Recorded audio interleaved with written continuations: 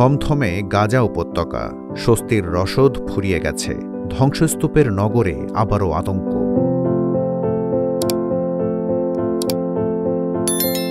19 জানুয়ারি থেকে 1 মার্চ এই 40 দিন গাজাবাসীর শান্তিতে কেটেছে। টানা 15 মাসের যুদ্ধের অবসান।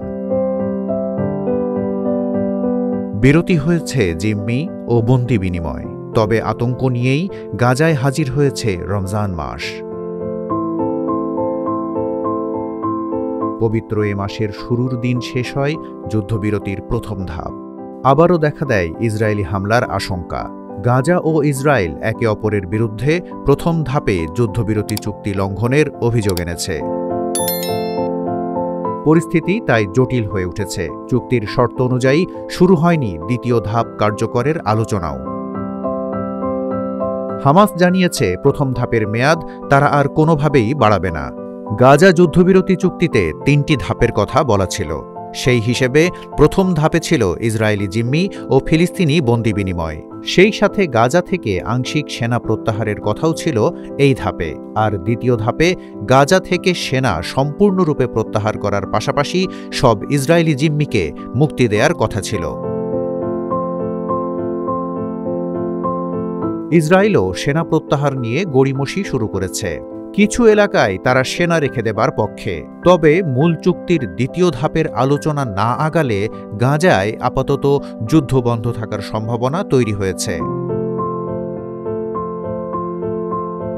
আগামী 6 সপ্তাহের জন্য ফিলিস্তিনের গাজায় যুদ্ধবিরতির মেয়াদ সাময়িকভাবে বাড়ানোর বিষয়টি অনুমোদন করেছে ইসরায়েল সরকার।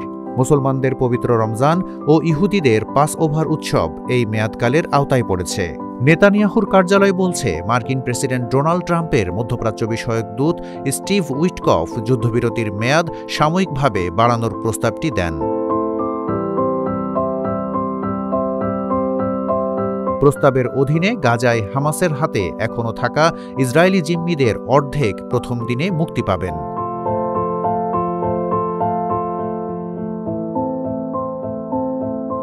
এই জিম্মিদের মধ্যে জীবিত ও মৃত উভয় থাকবেন।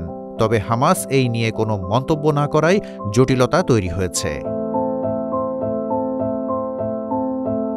অনেক ভূরাজনৈতিক বিশ্লেষকদের মতে মার্কিন প্রেসিডেন্ট ডোনাল্ড ট্রাম্পের গাজা পরিকল্পনা নিয়ে আগাচ্ছে ইসরায়েল। তারাও গাজা ভূখণ্ড খালি করে সেখানে সুরম্য নগরী গড়তে চায়। সে কারণে চুক্তি রিনিউ করা নিয়ে গড়িমসি করছে। তারা আদতে গাজাবাসীকে গাজা থেকে তাড়াতে চায়। এবার সমূলে শত্রু উৎখাতের পথেই হাঁটছে তেল আবিব।